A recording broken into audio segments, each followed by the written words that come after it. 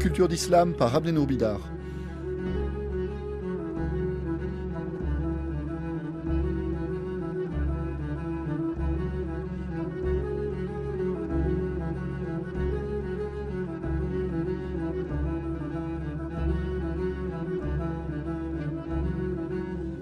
Jésus et l'islam.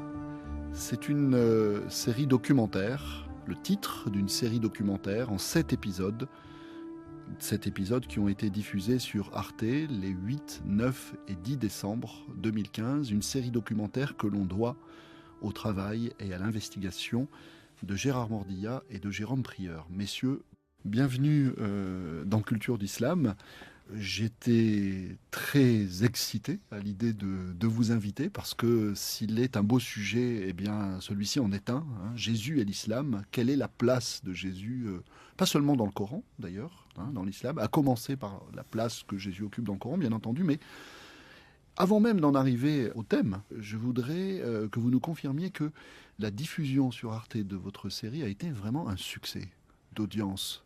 Oui, on peut parler de succès, on peut même parler presque de triomphe, puisque le premier soir à 20h50, il y a eu 1 250 000 téléspectateurs. Je veux dire, le problème, ça a été ensuite, la programmation nous a relégués vers 11h du soir, ce qui fait que c'était, à notre avis, trop tard pour regarder ça sereinement. Mais malgré ça, eh bien, il y a eu là aussi une audience très, très supérieure aux audiences habituelles. Et surtout, ce qui est très important aussi, c'est qu'en Allemagne, Arte est diffusé en Allemagne, on a à peu près triplé l'audience habituelle d'Arte sur le canal qui est le sien en Allemagne. Alors, nul doute que cela est dû à la qualité intrinsèque ou aux qualités intrinsèques de votre travail, de votre documentaire, consacré donc à la place de Jésus et à la représentation de Jésus dans l'islam. Forcé sans doute aussi de constater ou de reconnaître que tout ce qui aujourd'hui concerne l'islam et permet de réfléchir sur l'islam attire forcément beaucoup d'auditeurs ou beaucoup de spectateurs, étant donné qu'il y a tellement dans nos sociétés occidentales d'inquiétudes qui se cristallisent, et de méconnaissances. Et donc c'est effectivement, d'ailleurs ça a été un des enjeux, je pense. Vous allez nous en parler avant même de foncer vers les thématiques de votre documentaire. On va parler des enjeux, c'est-à-dire de l'intention qui a été la vôtre. Là, vous parlez, Gérard Mordillat, vous parlez de l'ignorance autour de l'islam. Oui, il y a une très grande ignorance occidentale vis-à-vis du Coran et de l'islam en général, puisque ce qui est mis en avant de façon contemporaine, ce sont plutôt des slogans de groupes qui se réclament de l'islam, mais qui n'ont rien à voir ni avec le Coran, ni avec la tradition littéraire. Donc, c'est un texte qui est loin de nous, ce n'est pas notre culture, ce n'est pas notre langue, c'est une forme qui peut paraître très surprenante, et en même temps, ça nous appartient.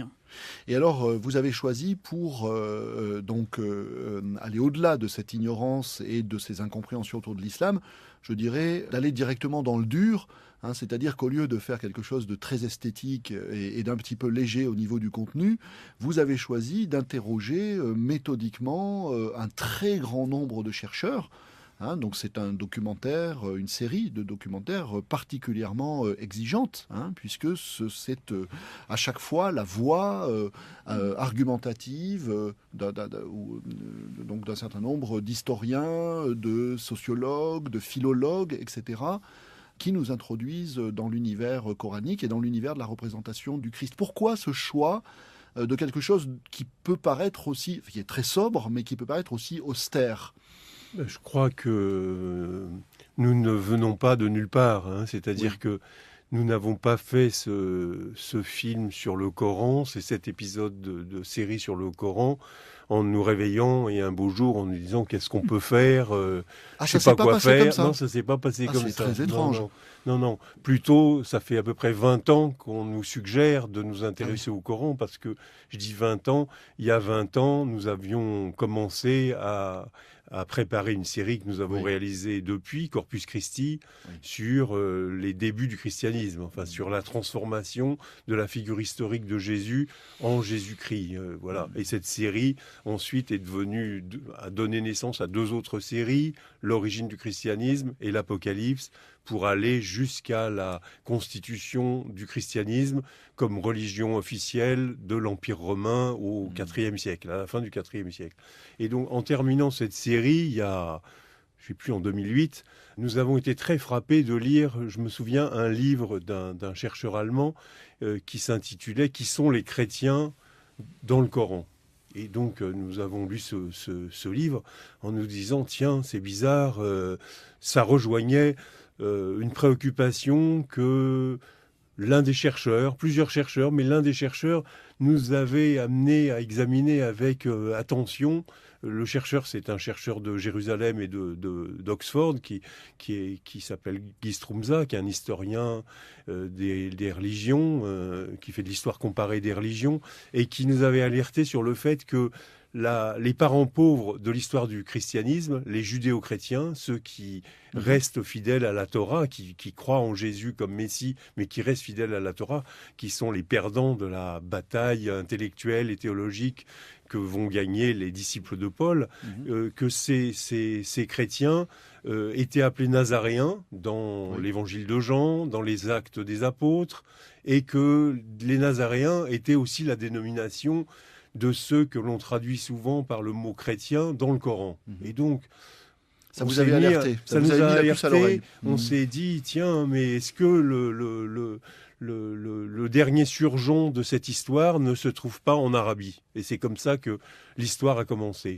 Et c'est effectivement ce que vous montrez, hein, c'est-à-dire on va s'y attarder, que le Coran reprend le fil d'une ou de plusieurs controverses historiques à l'intérieur même du monde chrétien, dès les premiers pères de l'Église, autour, entre autres, de la crucifixion. Oui. Mais avant même d'en venir là, puisque vous en êtes à la source de votre travail, je voudrais vous demander pourquoi, avant même de vous intéresser, plus que de vous intéresser, de vous consacrer donc à cette étude sur Jésus et l'islam, d'où vous vient à l'un et à l'autre cet intérêt pour Jésus, pour le Christ chrétien? Non, il n'y a pas d'intérêt pour Jésus. Il n'y a pas d'intérêt pour Jésus. C'était un sujet comme un autre. C'est pas un sujet, oui, non, mais je veux oui. dire, on n'est jamais parti en se disant on va s'intéresser à Jésus et encore moins au Christ, qui est une figure théologique. Voilà, tout à fait. Mais ce qui nous a intéressé, ce qui nous intéresse toujours, c'est la littérature et le rapport de la littérature à l'histoire. Or, dans la littérature chrétienne et dans la littérature musulmane, Jésus est une figure importante, une figure essentielle. Donc au fond, nous avons plutôt suivi sa trace en tant que trace à la fois d'une formation littéraire d'un immense corpus que d'une histoire qui est une histoire extrêmement tourmentée, aussi bien du côté chrétien que du côté musulman. Donc il faut bien revenir à ça, c'est-à-dire qu'on n'est pas parti justement d'un sujet, parce que ça n'aurait, à mon avis, eu aucun sens. On est parti de cet intérêt de faire un travail de critique textuelle et de critique historique, parce que nous avons des témoins, et les seuls témoins qui sont des témoins fiables, parce que aussi bien du côté chrétien que du côté musulman, il n'y a pas d'archéologie, il n'y a pas de reliques, il n'y a pas de rien du tout, Oui. mais il y a des témoins extraordinaires que sont les textes. Et c'est ça que nous avons suivi avant tout. Oui, sauf que si on s'intéresse aux récits qui sont le seul lien avec des personnages dont le statut est relativement indéterminé entre l'histoire et la mythologie, il n'y a pas que Jésus. Hein, donc, Ah oui, oui. voilà. Mais si vous voulez, on est parti... J'ajouterais une chose, on est parti d'une image, d'une scène. Oui. On est parti de la crucifixion de Jésus. D'ailleurs, c'était le point de départ de Corpus Christi, la première série, le récit de la passion, de la mise à mort de Jésus dans l'évangile de Jean. Donc quelques versets à partir desquels on rayonnait, et on a rayonné plusieurs années. Mais si je dis une image ou une scène, c'est que on est parti d'une scène dans laquelle Jésus... juif galiléen, est crucifié par les Romains vers l'an 30 de notre ère à Jérusalem ou près de Jérusalem. C'est ça le point de départ. Et notre étonnement, c'était de voir que 3 siècles et demi plus tard, 4 siècles, Jésus devenait le fondement, pas le fondateur, mais le fondement d'une religion impériale, d'une religion d'État et de la religion d'État de l'Empire romain. Donc c'était ce retournement, ce renversement. Comment un personnage juif, uniquement juif, devient le fondateur d'une religion qui va faire du judaïsme son ennemi, son adversaire. Et puis la surprise continuait de se dire, Jésus n'est pas le fondateur de l'islam, évidemment, mais Jésus se retrouve auprès de Mahomet, le dernier prophète avant Mahomet, dans le Coran, et cette scène de la crucifixion se retrouve dans le Coran d'une façon tout à fait inimaginable. Donc comment un personnage aussi local et un événement aussi localisé devient de proche en proche, par une espèce de réaction en chaîne absolument invraisemblable, un événement universel qui va fonder une civilisation et qui va être au cœur de la controverse entre les deux grandes civilisations chrétiennes, le judaïsme, le christianisme, et l'islam. Et alors, vous dites, donc Jérôme Prieur, que vous partez d'un étonnement, et cet étonnement se retrouve aujourd'hui dans votre série Jésus et l'islam, parce que, dites-vous, vous êtes parti d'une surprise. D'une surprise de voir à quel point, et d'ailleurs, me semble-t-il, aussi bien du côté non musulman que du côté musulman, la place de Jésus dans le Coran est largement soit ignorée, soit sous-estimée. Nous savions que Jésus avait une place dans le Coran. Mais notre surprise, ça a été de voir... notre surprise, parce qu'on était ignorants aussi, c'était de voir que Jésus était un personnage non seulement important, mais un personnage exceptionnel du Coran, que c'est un prophète comparable à nul autre, qu'il est né d'une vierge, qu'il ne meurt pas, qu'il parle dès sa naissance, qu'il fait des miracles, mais donc il y a des traits qui viennent du christianisme d'une façon aveuglante, d'une part, et que d'autre part, son histoire, elle est complètement réécrite par le Coran. Ce sont les Juifs qui s'accusent de l'avoir tué, alors que l'histoire sait bien que ce sont, enfin j'espère, que ce sont les Romains qui l'ont mis à mort. Et en plus, dans le Coran, cette scène est une fiction, est une illusion. Quelle que soit la traduction qu'on met. On va y venir, justement. Mais avant même cela, et avant d'entrer donc directement dans cette controverse au sujet de la crucifixion, à partir d'une question très simple, qui d'ailleurs je crois apparaît comme telle dans le documentaire, c'est, mais au fait, qui est mort sur la croix ? Donc avant même d'aller de ce côté-là, il y a une seconde surprise qui vous attendait au moment où vous avez entamé ce projet. Alors on l'a dit, la place de Jésus qui est sous-estimée dans le Coran par beaucoup de consciences, musulmanes et non musulmanes. Deuxième surprise, il y a beaucoup de recherches aujourd'hui. Oui. Et il y a une véritable communauté de chercheurs au niveau mondial que vous avez mise en scène, cette communauté, dans la série, avec des clivages très importants entre des perceptions plus traditionnelles du rapport au texte, donc plus traditionnelles, c'est-à-dire essentiellement moins critiques, cette vision, cette conception traditionnelle, voire traditionnaliste du texte sacré, du Coran comme quelque chose qui se récite plus qu'il ne se discute. Et puis, à côté de ça, ceux que vous appelez à un moment donné des révisionnistes. C'est pas nous qui les appelons comme ça, c'est entre eux. Entre bizarrement, c'est une drôle de dénomination. Ouais, c'est bizarre, révisionniste. C'est pas une appellation critique.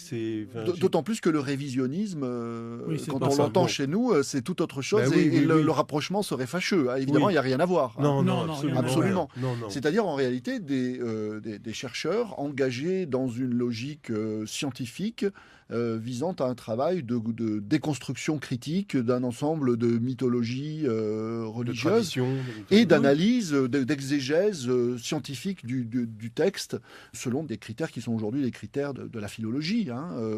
Alors... Oui, mais parce que on voit bien justement, c'est en même temps, paradoxalement, le témoignage de la richesse de la recherche actuelle, en tout cas de son émergence, du développement, de l'essor de l'islamologie. Parce que, effectivement, il y a des groupes très différents qui investissent le texte de façon très différente. Comme vous l'avez dit, ceux qui restent au fond dans le cercle traditionnel de l'étude coranique, et puis ceux qui, au contraire, s'en affranchissent totalement, et puis ceux qui sont un peu entre les deux, qui hésitent entre les deux, etc. Et c'est ça qui est passionnant aussi, parce que ce qu'on fait en réunissant les 26 chercheurs qui sont dans le film, on fait une archéologie des savoirs, c'est-à-dire que on fait la réunion qui n'a jamais lieu en réalité, puisque, comme toujours, dès qu'il y a des groupes de recherche, ces groupes peuvent se connaître par les textes, etc., mais le plus souvent s'ignorent et se combattent. Or, grâce à la série, on peut voir l'état très exact de la recherche aujourd'hui. Mais je voudrais rajouter une chose. Je crois que la diversité des positions, pas seulement des points de vue, mais des positions, et en tout cas le côté finalement, malgré nous, représentatif des deux courants principaux ou des deux ou trois courants principaux qui s'activent, œuvrent à la recherche aujourd'hui, montre, pourquoi la série a eu ce succès, ce retentissement, cette audience, et pourquoi, c'est même quelque chose qui m'étonne, mais nous étonne, je crois,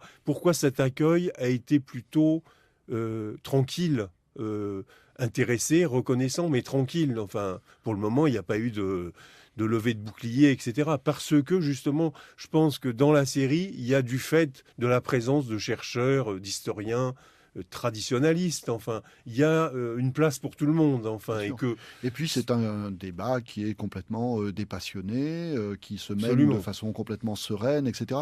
Ce qui est quand même, par les temps qui courent, particulièrement précieux. C'est-à-dire vous avez fait la démonstration qu'on peut, au sujet de l'islam, faire autre chose que s'écharper ou qu'hystériser les questions, alors même que sur le fond, le débat est très vif. J'aimerais par exemple que vous nous disiez, parmi la génération de jeunes chercheurs, il y a un certain nombre de chercheurs américains, entre autres, ou allemands, lequel ou lesquels vous ont marqué? Est-ce qu'il y a des figures en particulier dont vous avez pu admirer l'audace en matière de liberté interprétative par rapport justement aux écoles qui étaient plus traditionnalistes?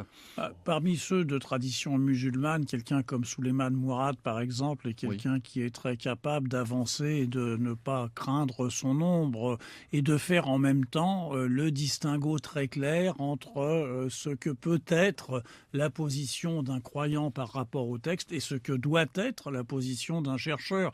Donc c'est quelqu'un qui est capable de faire ça.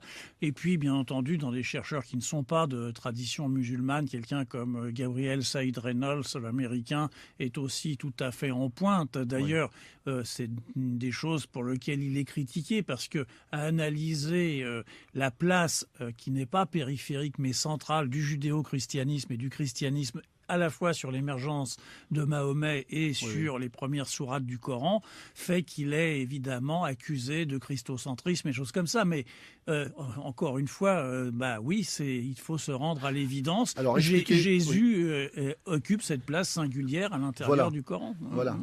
Justement, c'est ce que je voulais vous demander d'expliquer, c'est-à-dire en quel sens précis est-ce qu'on le taxe de christocentrisme? Christocentrisme, parce que justement de remettre dans cette histoire du christianisme et du judéo-christianisme, parce que la doctrine, si je puis dire, musulmane, c'est que tout ça est venu de rien, que Mahomet était en face de païens et que lui-même était illettré, et que c'est la révélation de Dieu qui a révélé évidemment la vraie religion, qui a transformé ces païens en musulmans et que les autres n'existent pas.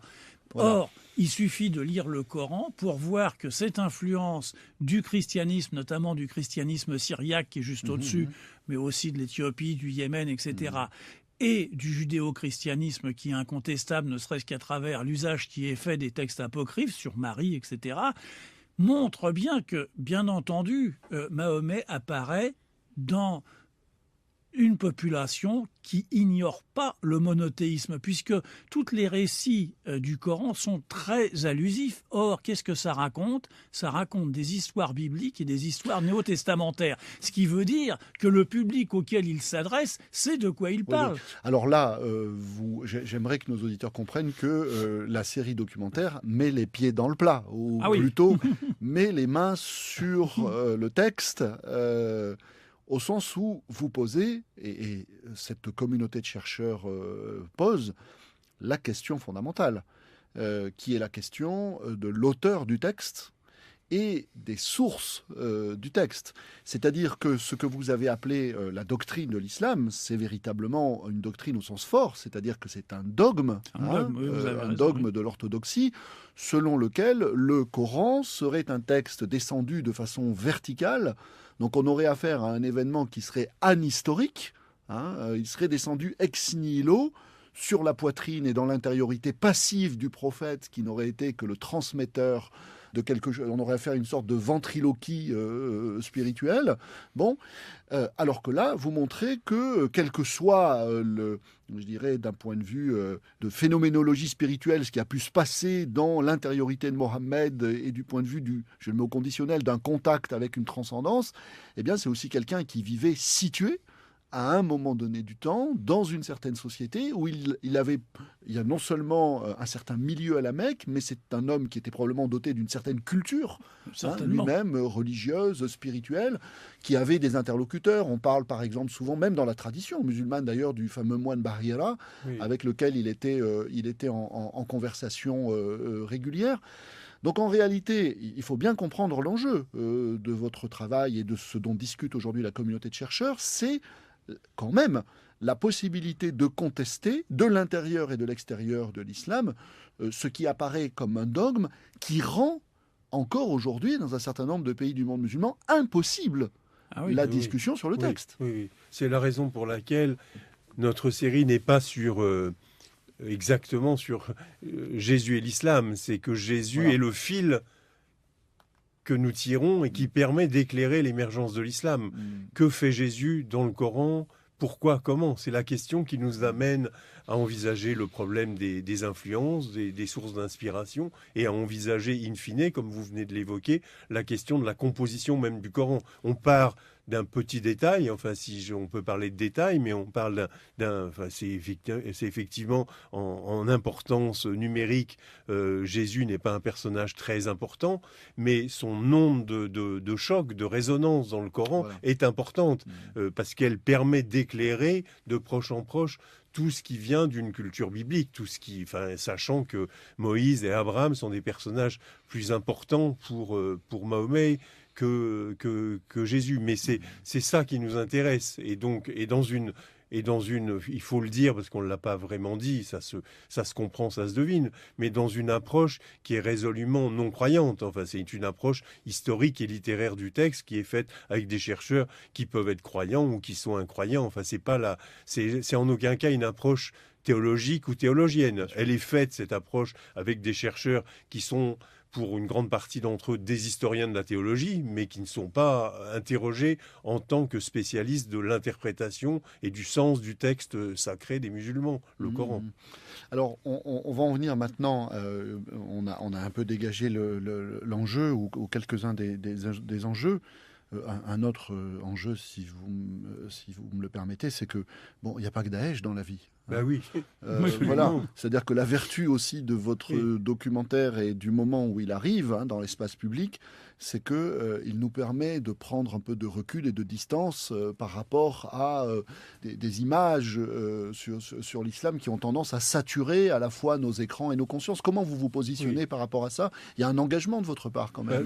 Oui, parce qu'on dirait que le texte du Coran est devenu un texte interdit, un texte toxique, un texte fantasmé, et il faut rappeler que l'islam a été une grande civilisation, que ce livre est un grand livre, que ce livre est une bibliothèque à lui tout seul, et que ce livre se conçoit, s'envisage dans le cadre d'une bibliothèque aussi, d'une autre grande bibliothèque. Et donc, ramener de l'histoire, ramener de l'intelligence, ramener du passé, ramener du contexte dans la lecture de ce livre, ça nous paraît complètement capital, et si on y arrive un peu, ce sera une raison pour nous de nous réjouir beaucoup. On va se concentrer maintenant sur la présentation de Jésus dans le Coran. Vous insistiez tout à l'heure sur le caractère littéralement exceptionnel de ce personnage dans le Coran. Exceptionnel au sens dont je dis littéral, c'est-à-dire il n'a pas d'équivalent. Il n'a pas d'équivalent. Celui qui le souligne en particulier dans votre documentaire, notamment dans son premier numéro, c'était Abdelmajid Sharfi, si ma mémoire est bonne, qui dit qu'il y a deux dimensions de ce caractère. Il y a au moins deux dimensions. Personnellement, j'en vois une troisième, mais on en parlera. De ce caractère exceptionnel de Jésus, c'est que, d'abord, il est présenté comme ayant une naissance virginale, comme Adam. Il est créé comme dans le christianisme. Adam, il n'y a pas de naissance virginale. Ah, excusez-moi, Adam Oui, est vous avez créé raison. directement par Dieu. Oui, vous avez raison. C'est en ce sens-là qu'il y a une assonance entre. Si je dis ça, c'est parce que il y a un verset du Coran, Qui dit, justement, oui, oui. voilà, dans lequel il est dit comme Adam, il est créé directement par Dieu, c'est-à-dire, alors il a une mère, Jésus, mais il y a une intervention divine, et donc il y a une dimension un peu ex nihilo dans sa naissance. Et puis le deuxième facteur d'exceptionnalité, c'est que il est présenté comme l'Esprit de Dieu. Et là, on a un passage qui est absolument prodigieux. Je me permettrai tout à l'heure, dans la deuxième partie de cette émission, de le lire in extenso, de lire le passage. Est-ce que vous pouvez nous parler un peu plus donc, de cette double exceptionnalité ? Oui, ça qu'il y ait la naissance virginale, ça c'est évidemment très important parce que c'est une reprise très directe de la tradition chrétienne. Oui. Le fait qu'il soit le souffle de Dieu créé directement par Dieu est plutôt un aspect qui montre, je ne dirais pas, oui, une contradiction quand même, parce que où Jésus est le nouvel Adam, c'est-à-dire créé de la terre, où il naît comme naît un être humain. Bon, mais je crois que le texte ne s'embarrasse pas de ce genre de choses, puisqu'on voit plus tard Jésus faire un miracle comme dans le christianisme avec des oiseaux de terre pour montrer comment on s'y prend pour créer de la terre. Moi, je rajouterais une troisième chose qui m'a toujours beaucoup marqué, c'est que Jésus parle dès qu'il naît. Et qu'il est le seul prophète à recevoir la révélation dès le premier instant. Mahomet n'a pas ça. Mahomet reçoit la révélation quand il a, on dit traditionnellement, vers 40 ans. Il n'est pas question de ça, ni pour Moïse, ni pour Abraham, qui sont tous des hommes adultes. Jésus, il naît et il a la révélation. Et ensuite, il fait des miracles, etc. Et donc, il y a cette exceptionnalité et puis surtout cette singularité absolue parce que il est utilisé dans le Coran de façon très intéressante aussi parce que c'est à la fois quelque chose qui finalement rend hommage à la chrétienté et sert en tant que tel à montrer que les Juifs n'ont pas su reconnaître en lui le Messie, mais en même temps il est utilisé contre les chrétiens en le nommant fils de Marie pour bien insister sur le fait qu'il n'est pas le fils de Dieu malgré toutes les qualités qu'on lui attribue. Donc on voit qu'il y a là un double usage de Jésus de la part des auteurs du Coran, je ne sais pas duquel, enfin disons comme dirait Mehdi Azaïès, de la locuté de la locuté coranique, comme dirait Mehdi Azaïès. C'est un peu abstrait. Mais laissons cela dans le flou. Voilà, laissons cela. Mais enfin bon, il y a ce double usage de Jésus, à la fois contre et pour les chrétiens, contre et pour les Juifs. Donc c'est ça qui est très intéressant parce que ça montre une fois de plus ce lien intrinsèque entre les trois grands monothéismes. Oui, alors pour préciser les choses, donc on parle de quoi ? On parle de plusieurs passages, en particulier du Coran. Tout à l'heure, on s'attardera donc sur la sourate 19, qui est la sourate Mariam, Marie, donc de la mère de Jésus, et notamment sur les versets 16 à 35. Et puis, on peut s'attarder également sur la sourate 3, dans laquelle il y a, par exemple, on en parlait tout à l'heure, ce verset 59, c'est la sourate qui a pour titre « La famille de Imran ». Oui, je lis le verset 59, « Oui, il en est de Jésus comme d'Adam auprès de Dieu. Dieu l'a créé de terre, puis il lui a dit « Sois » et il est. Puis il lui a dit « Sois » et il est. Ça, c'est une des formules les plus célèbres du Coran. En arabe, « kun fayakun », « kun soit », fayakun et il ou elle est. Bon. Donc, vous aviez raison. Il n'y a pas de naissance virginale, mais il y a ce miracle d'une naissance à partir de la terre, à partir de rien en réalité. C'est ce que ça signifie. Mais alors, le plus étonnant, et vous l'avez signalé aussi, mais je pense qu'il faut y insister, c'est que dans la même sourate, c'est-à-dire dans la sourate 4, il y a un autre facteur d'exceptionnalité de Jésus, c'est qu'il apparaît ici comme doté d'une puissance créatrice absolument semblable à Dieu, et qui tourne justement autour de ce kun fayakun. Je lis dans la sourate 4 le verset 47, « Dieu crée ainsi ce qu'il veut. Lorsqu'il a décrété une chose, il lui dit « Sois » et elle est ». Donc on retrouve la même formule. Mais ensuite, au sujet de Jésus, on va trouver la même chose à travers le passage suivant. Là, ce sont les versets 48-49. « Dieu lui enseignera, donc à Jésus, le livre, la sagesse, la Torah et l'Évangile, et le voilà prophète envoyé aux fils d'Israël. Et voilà ce que dit Jésus, donc auquel le Coran donne la parole. Je suis venu à vous avec un signe de votre Seigneur, et pas n'importe lequel, donc. Je vais pour vous créer d'argile comme une forme d'oiseau. Je souffle en lui et il est oiseau avec la permission de Dieu. Donc là aussi, il y a un soi et elle est, cette chose.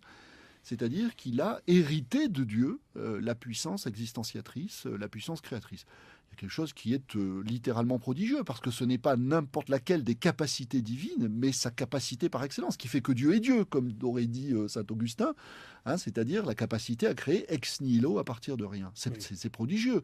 Et ce qui est le sous-texte de tout ça, je pense qu'un certain nombre de chercheurs ont insisté aussi là-dessus, c'est le fait que, il est, de ce point de vue-là, largement supérieur ontologiquement à Mohammed. Oui, bien sûr. Oui.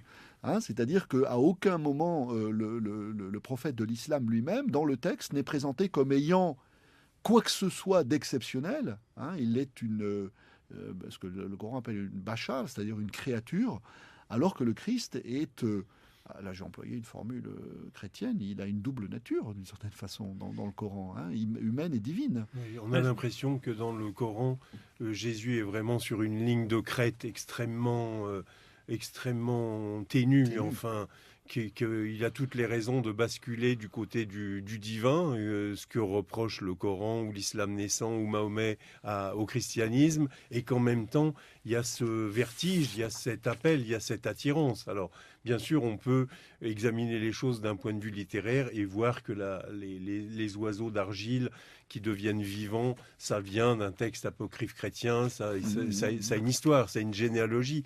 Mais au-delà de ça, au-delà de la question des influences, de l'intertextualité, il y a la question du caractère exceptionnel et du caractère divin ou non divin de Jésus, qui est la ligne de démarcation absolument infranchissable entre christianisme et islam. Et pourtant, Jésus, dans le Coran, garde quasiment tous les caractères qui font de lui un personnage exceptionnellement surnaturel. Si je voulais pousser la logique que vous évoquez jusqu'au bout, et en réalité c'est le Coran qui nous conduit jusqu'à cette ligne de crête, qu'est-ce qui reste comme argument contre l'affirmation chrétienne selon laquelle le Christ est fils de Dieu, dès lors que le Coran lui-même dote Jésus de caractère non seulement surnaturel, mais évidemment divin, au cœur même de ce qui fait de la divinité une divinité. Hein, et donc là, il y a quelque chose dans le texte qui est profondément antinomique ou paradoxal. On a une aporie, véritablement. C'est-à-dire que d'un côté, il y a ce refus catégorique de la notion de fils de Dieu, littéral dans le Coran, au motif que, comme le dit l'avant-dernière sourate, Dieu n'a pas été engendré, n'a pas engendré.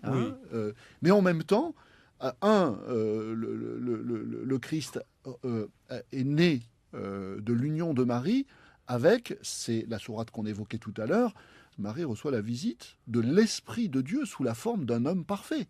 Oui. C'est ça la lettre du Coran, c'est extraordinaire.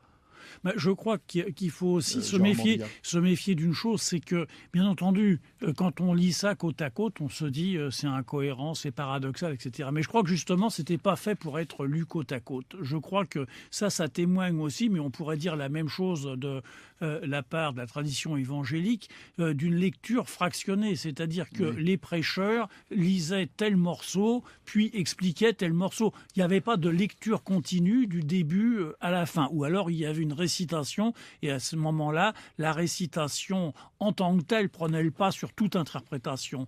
Mais si on lit les textes, regardez l'exemple toujours que j'ai en tête, moi dans l'évangile de Matthieu, il y a la fameuse citation d'Isaïe où la jeune femme, qui est devenue la Vierge, accouchera d'un fils qui s'appellera Emmanuel. Le verset suivant, il s'appelle Jésus.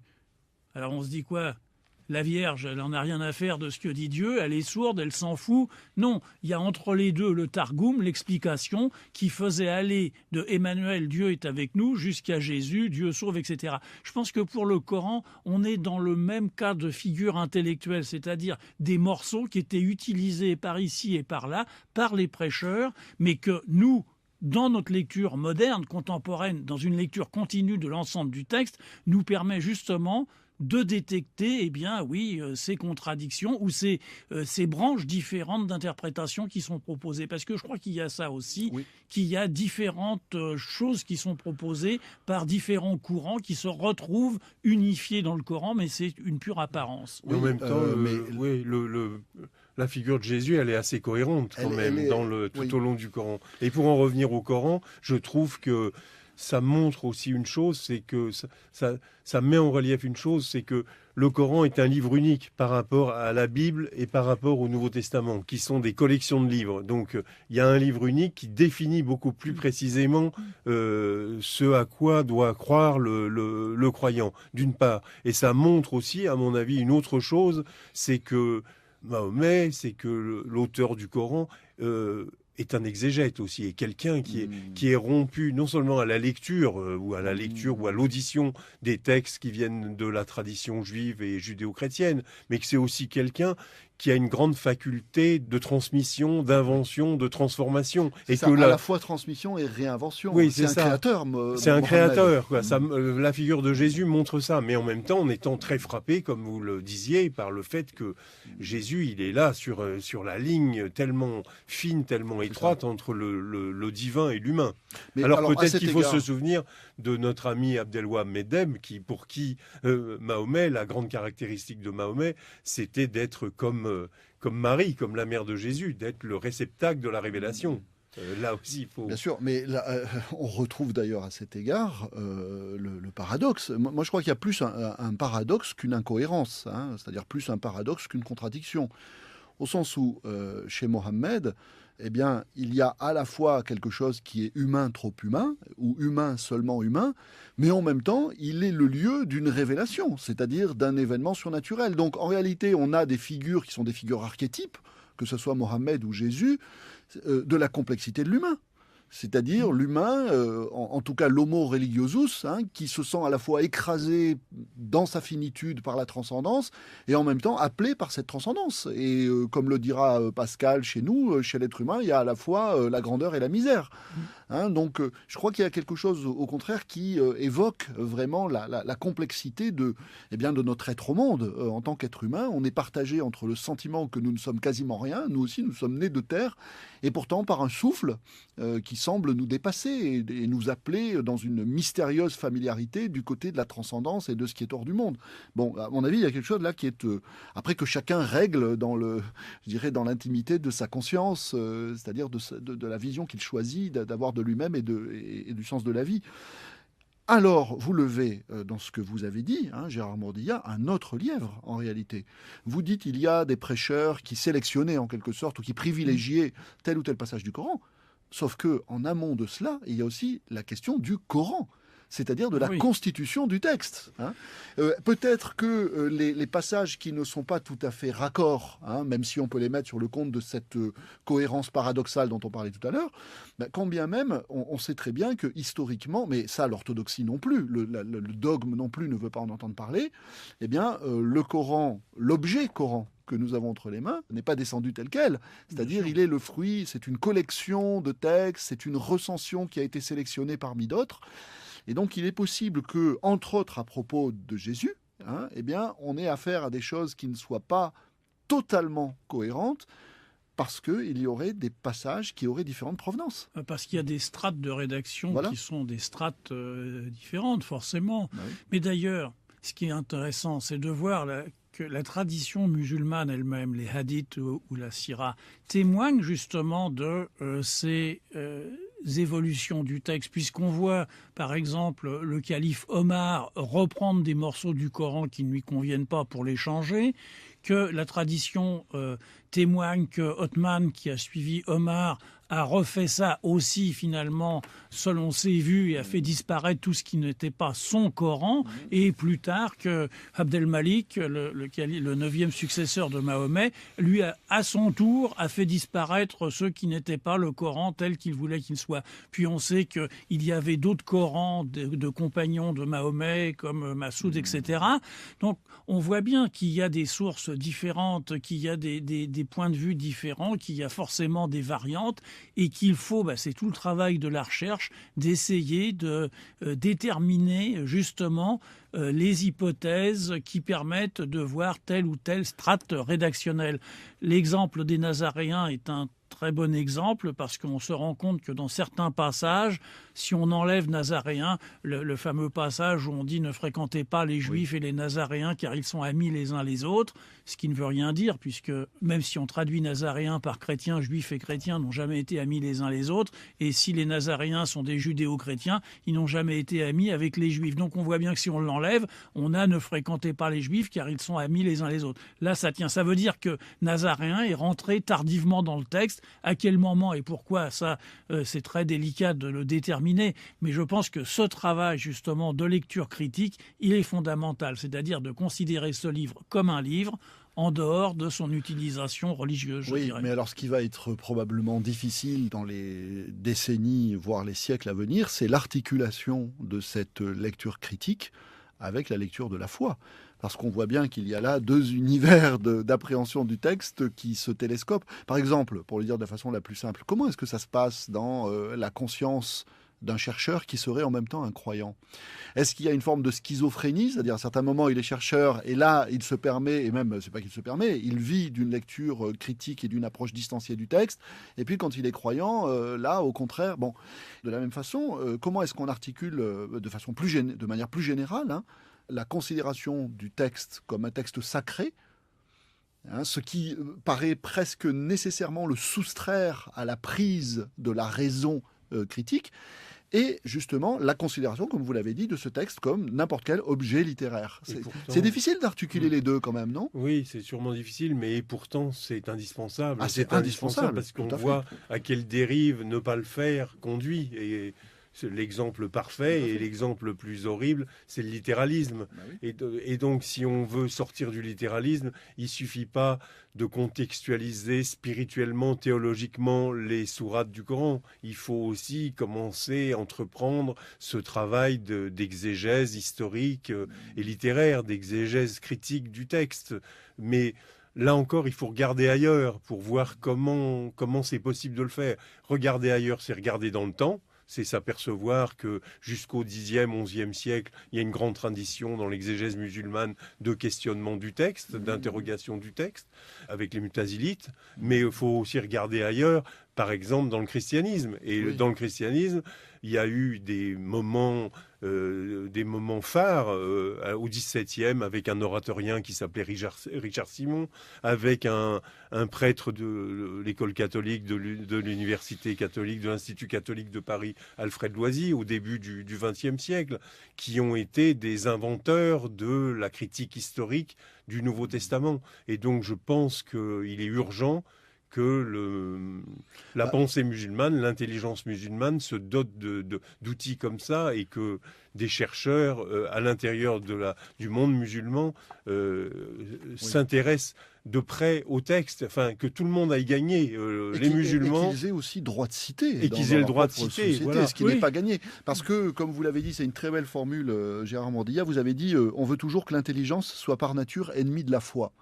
Et j'imagine qu'il y a une dimension d'engagement dans votre documentaire qui consiste justement à montrer que l'intelligence peut ne pas être ennemie de la foi. Mais la question de l'articulation des deux reste, à mon sens, très très cruciale et difficile.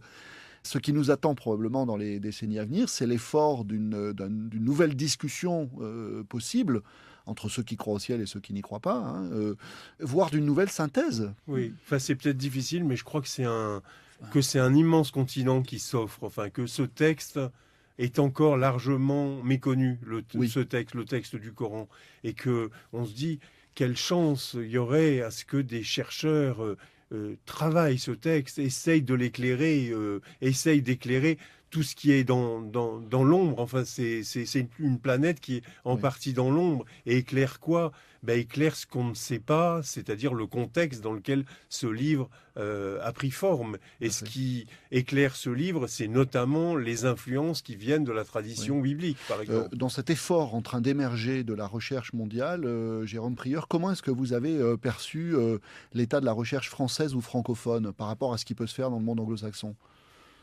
Elle est très en retard. Enfin, elle semble peu encouragée en France, beaucoup moins qu'elle ne l'est aux États-Unis. Enfin, Ou en Allemagne. Et en Allemagne, mais aux États-Unis, c'est pas un hasard si beaucoup des chercheurs de tradition musulmane, de culture musulmane que nous avons rencontrés et des très grands, enfin, il y en a d'autres que nous n'avons pas filmés évidemment, Oui. mais que beaucoup de ces chercheurs travaillent dans différentes universités aux États-Unis, qui soient syriens d'origine, libanais, iraniens, etc., etc.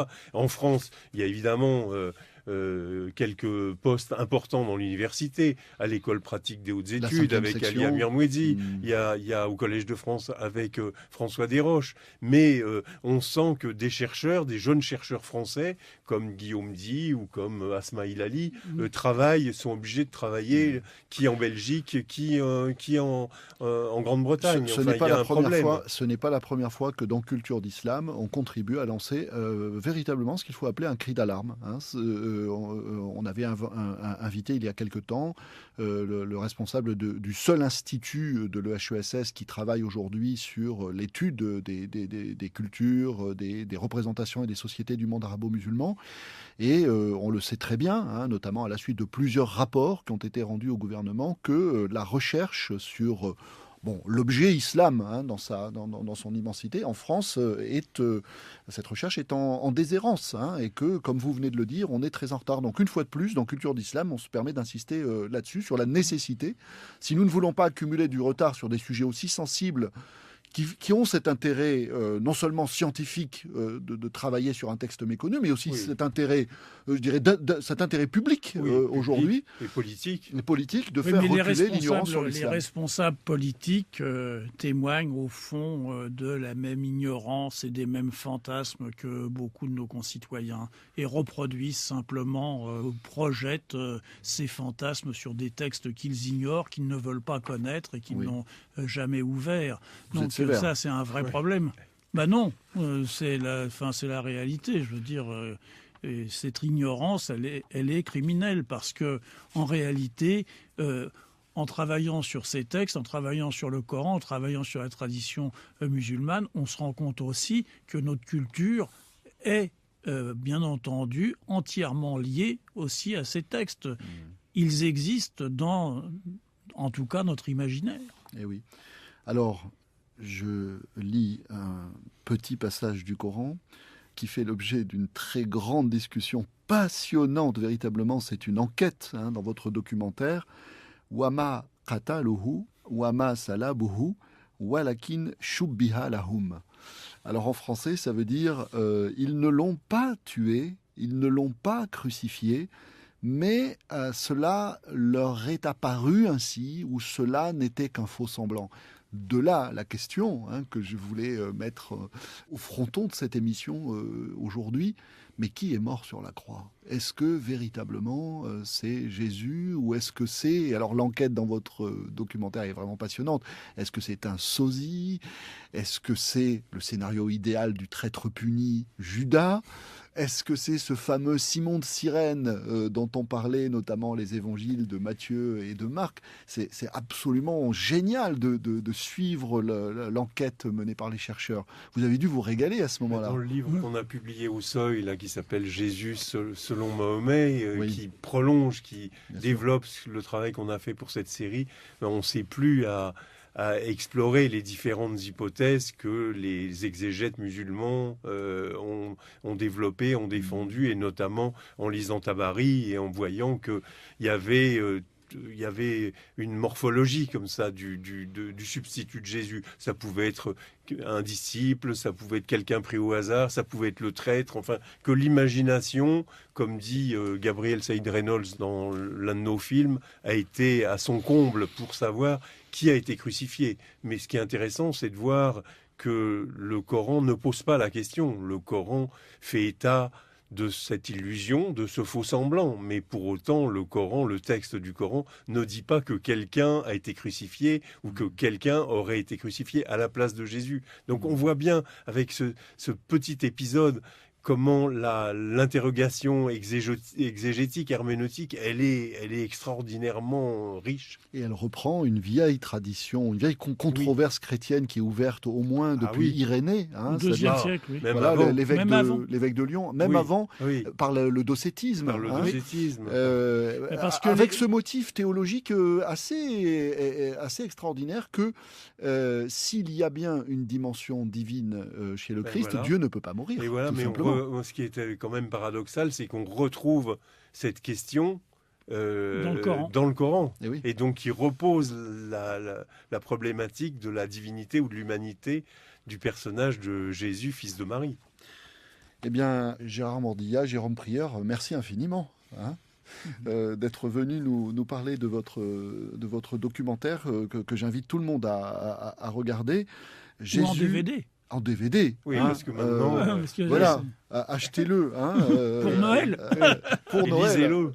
Lisez-le. Lisez le documentaire. Lisez ce que vous voyez. Donc, je rappelle que sous ce titre, Jésus et l'Islam, c'est une série documentaire en 7 épisodes. Merci beaucoup, messieurs. Merci.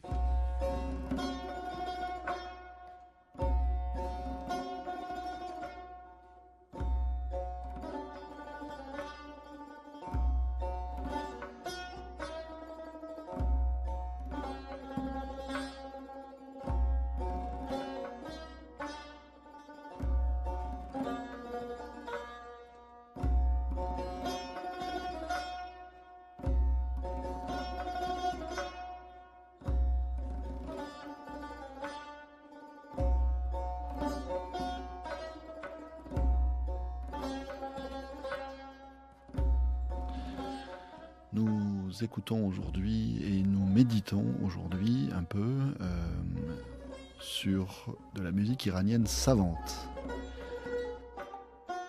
Ce sont des morceaux que nous devons à un immense joueur de zarb, Jamshid Shemirani. Et à travers les morceaux qu'on a écoutés aujourd'hui, vous avez pu reconnaître également le santour et le tar. Le santour que nous devons à Majid Kiani et le tar à Dariush Talaï.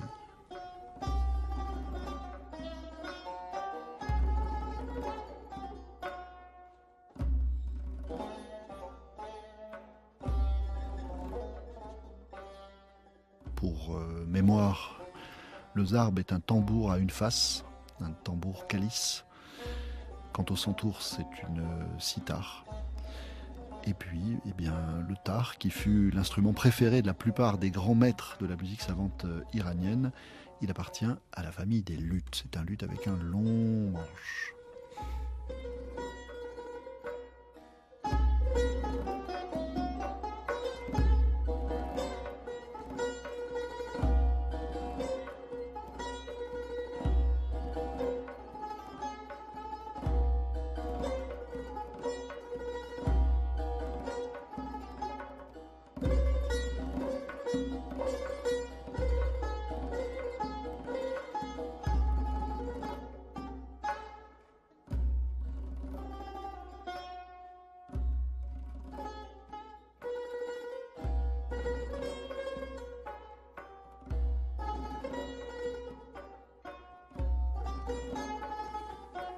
Aujourd'hui, je vais vous lire un passage du Coran. Je ne vais pas vous le réciter, je vais vous le lire pour que nous y réfléchissions ensemble. Je l'offre donc à votre méditation.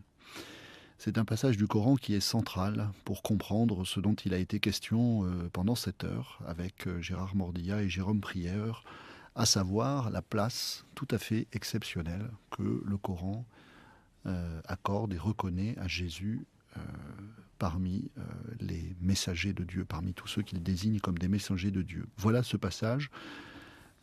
Pour ceux qui auraient la curiosité de le lire par eux-mêmes, c'est dans la sourate 19 et ce sont les versets 16 à 35. Mentionne Marie dans le livre. Elle quitta sa famille et se retira en un lieu vers l'Orient. Elle plaça un voile entre elle et les siens. Nous lui avons alors envoyé notre esprit. Il se présenta devant elle sous la forme d'un homme parfait. Elle dit : « Je cherche une protection contre toi auprès du miséricordieux, si toutefois tu crains Dieu. » Il dit, cet homme parfait, « Je ne suis que l'envoyé de ton Seigneur pour te donner un garçon pur. » Elle dit, « Comment aurais-je un garçon ? Aucun mortel ne m'a touché et je ne suis pas une prostituée. » Il dit, « C'est ainsi. Ton Seigneur a dit, cela m'est facile. Nous ferons de lui un signe pour les hommes, une miséricorde venue de nous, le décret est irrévocable. » Elle devint alors enceinte de l'enfant, puis elle se retira à nouveau avec lui dans un endroit éloigné. Les douleurs la surprirent auprès du tronc du palmier. Elle dit, « Malheur à moi, que ne suis-je déjà morte totalement oubliée ?»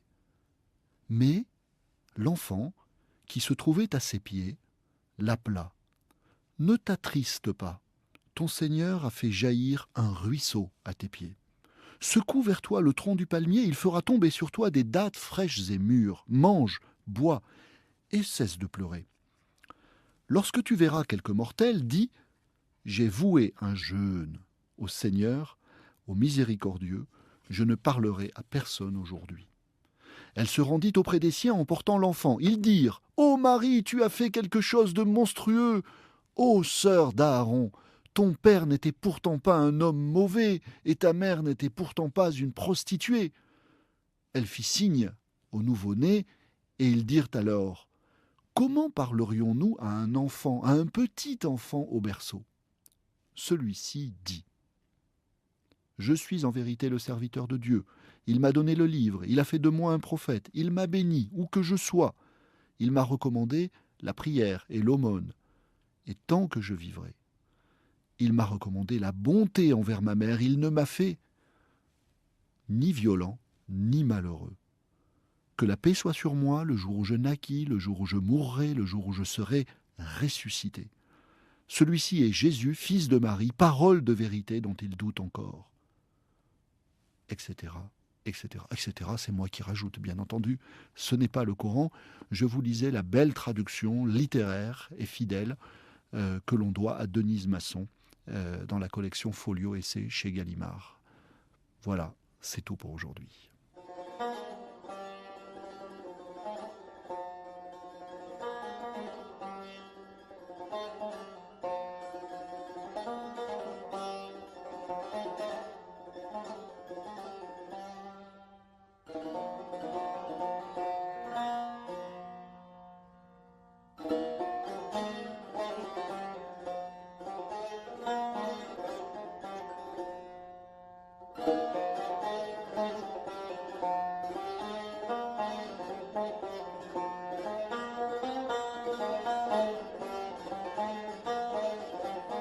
C'était Culture d'Islam par Adennour Bidar. Aujourd'hui, nous avons interrogé la figure de Jésus dans le Coran. Qui est donc mort sur la croix ? Nous avons dialogué sur ce sujet avec Gérard Mordilla et Jérôme Prieur, que je remercie. Je conseille vivement à tous, pour ces fêtes, de regarder leur série documentaire événement en 7 épisodes, Jésus et l'Islam. Vous retrouverez toutes les références des livres et des musiques de cette émission sur le site franceculture.fr. Je remercie pour ma part tous ceux qui ont préparé cette émission avec moi, Dominique Compétissa à la production, à la prise de son, Jean-Louis Deloncle et à la réalisation, Franck Lilin.